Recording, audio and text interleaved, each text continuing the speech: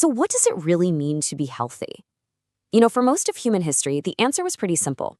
You just weren't sick. We fought these huge battles against invisible enemies, things like viruses and bacteria. And for the most part, we won.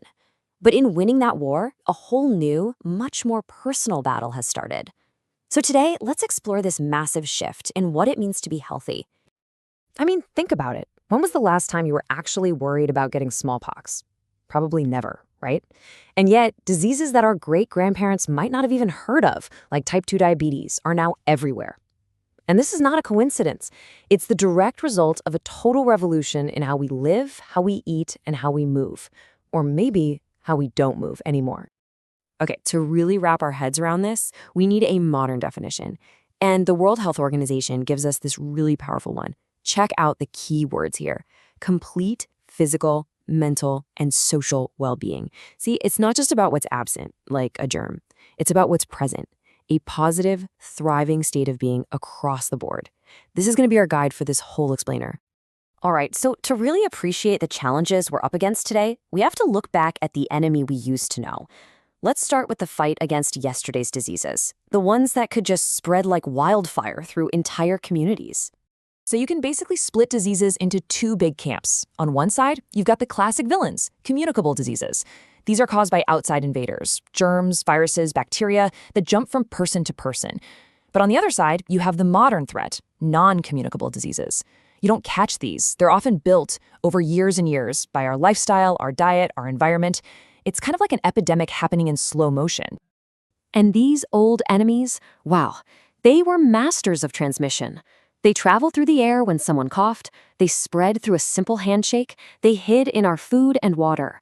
Some of them even used insects like mosquitoes as their own personal delivery service. This incredible efficiency is why they were so devastating. But this illustrates our greatest triumph over them. The story of smallpox is just incredible. It starts with Dr. Edward Jenner just noticing something interesting, that milkmaids who got a mild disease called cowpox never seemed to get the deadly smallpox. He formed a hypothesis, he tested it, and his work led to the world's very first vaccine. And after this massive global effort, by 1979, a disease that had killed hundreds of millions of people was completely gone, wiped off the planet. A huge win for science. So we won that war. But as the threat of those infectious diseases faded, a new kind of health crisis was quietly growing in the background. And that brings us to the epidemic of our time, the lifestyle epidemic. Just look at that number. Over 100 million people in India are now diabetic. Just let that sink in. This isn't a disease you catch from a sneeze. It's a chronic condition that has become woven into the very fabric of our modern lives. And right alongside that, you have this. Nearly a third of the population is obese, which, as we know, is a huge risk factor for things like diabetes, heart disease, and high blood pressure. These numbers are telling a very clear story about a new health landscape. And here's the bottom line. Non-communicable diseases have now completely overtaken infectious diseases as the #1 cause of death. The entire battlefield has changed. So, what happened? How did we get here? Well, it was a perfect storm, really. Our relationship with food completely changed, with processed, sugary stuff becoming cheap and easy to get. Our jobs moved from fields to factories to, now, desks and screens. So we just stopped moving. Add in skyrocketing stress levels and harmful habits, and you have the real drivers of today's health crisis. And all of this brings us right back to that bigger, broader definition of health we started with. Because to actually fight these new challenges, we have to look way beyond just the physical body. Remember this? Physical, mental, and social. These aren't 3 separate boxes. Think of them like a 3-legged stool. They are deeply connected. If one leg is weak or broken, the whole thing becomes unstable. You can't be truly healthy if one of these pillars is crumbling. This case study is the perfect example. So this student's root problem wasn't a virus or some physical issue, it was loneliness, a social problem. But look at the symptoms. Headaches, weight loss, bad sleep, all physical things. His mental and social pain was showing up as a physical illness. Or think about a habit pretty much all of us have, screen time. It's not just about getting tired eyes. We're now learning it's directly connected to physical problems like obesity and mental health challenges like anxiety.